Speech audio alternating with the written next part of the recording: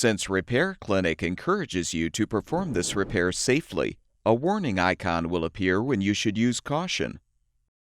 Before you replace the left front burner orifice in your gas range, be sure to unplug the power cord or shut off the power supply. Shut off the gas supply as well. Lift off the left side grate.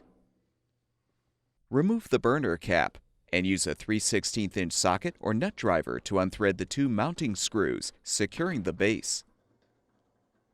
Lift the base straight up to remove.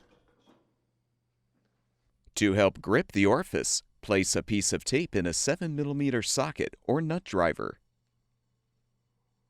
You can now unthread the old orifice from the holder.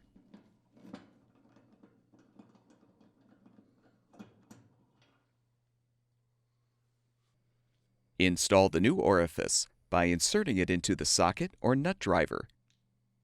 Then thread it into the holder.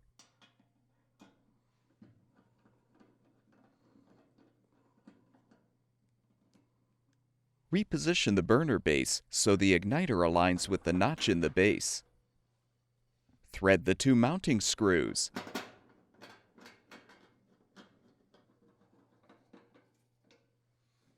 Realign the burner cap and grate.